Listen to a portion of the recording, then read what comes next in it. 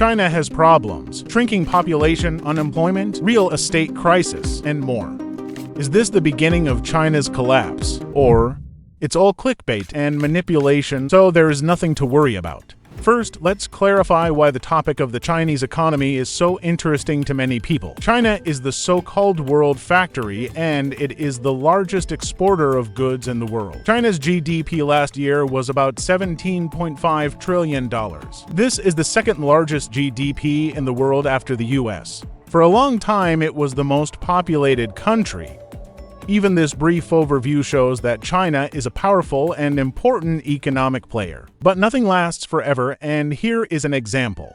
During Mao's reign, long before China's economic miracle, from 1949 to 1979, China's population grew from 540 million to 969 million, which means it almost doubled. In 1976, Deng Xiaoping came to power. To prevent explosive population growth, a one-child policy was introduced in 1979 with exceptions for national minorities, for example. This was achieved by different methods in different regions. In 1982, China's population reached 1 billion, making it the first country to break this mark. In 2012, Xi Jinping became General Secretary of the Communist Party of China. The so-called one-child policy was abolished in 2015. And what's the result? China's fertility rate fell from 2.9 to 1.6 during this policy, which means that in 1979 it was normal to have 2 or 3 children, and in 2015 1 or maybe 2 on average. China's population continued to grow until it peaked at 1.4 billion in 2021. But in 2022, the population began to decline, and in 2023 the same trend continued. Also in 2022, India overtook China in terms of population, becoming the new most populous country in the world. Another effect we can notice is the so-called aging of the nation. Due to the decreasing birth rate and increasing life expectancy, the number of elderly people is growing while the number of newborns is falling every year. Obviously, the state has to support more and more people who are no longer economically profitable for the state because they no longer work, and the burden on the healthcare system, for example, is increasing. The labor force is shrinking because of not enough young people. Needless to say that youth are usually inexperienced but active people on the labor market, thanks to whom innovations and revision of habits familiar to previous generations take place. And the second additional problem, which reinforces the first one, is the growth of youth unemployment. According to National Bureau of Statistics of China, unemployment rate for 16 to 24-year-olds reached an all-time high of 21.3% in June of 2023. And then they just stopped publishing the data. After a 6-month break, National Bureau of Statistics has again released official youth employment data for December 2023, but now unemployment rate excludes students, so the numbers are lower now. During February and March, the value remained at the same level. And let's compare these numbers with other countries like Japan, Germany, United Kingdom, and United States. Even after excluding students from the calculation, China still overtakes all the countries listed above. Lack of youth affects labor market now and will affect in near future, but lots of existing young people aren't employed, at least officially. What makes this situation worse? But those who work and have enough money can invest it. And in China, there was a niche that grew rapidly and became a familiar way for many people to invest. Some of them believed that this growth would never stop.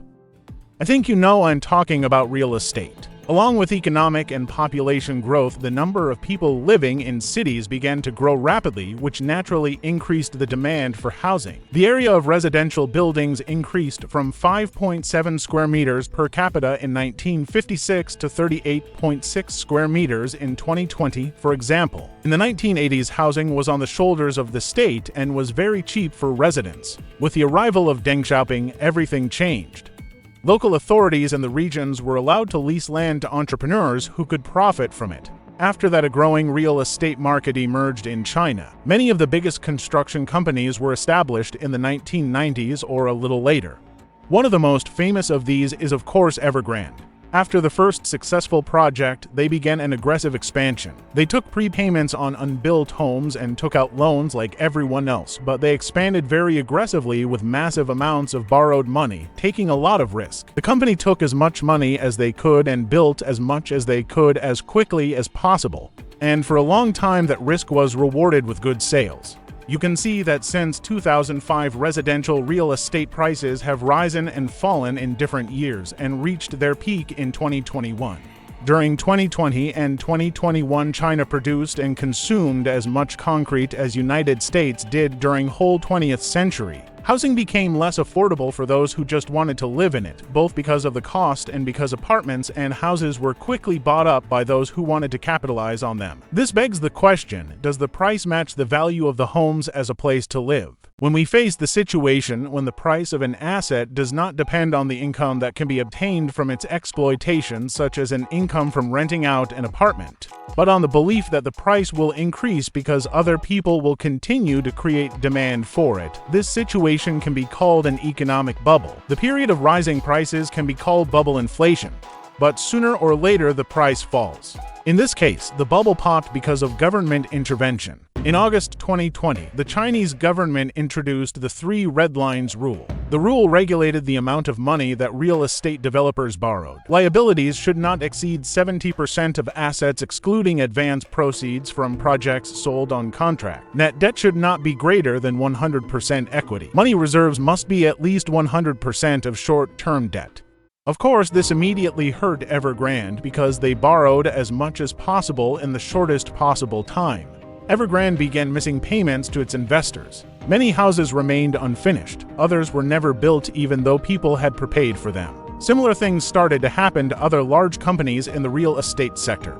The 3 red lines policy affected them too, despite the expectation that the government would save the sinking company. On the 29th of January 2024, Evergrande was ordered to liquidate. Housing prices began to fall after reaching their maximum value in 2021. China has suffered like other countries because of the pandemic of 2019. Quarantine restrictions added problems for the economy, which made it impossible for many enterprises to operate, let alone develop. But despite all the problems, in 2023 China produced 125 trillion yuan worth of finished goods and services, which means China's nominal GDP was 125 trillion yuan, $17.7 trillion. Is this a lot?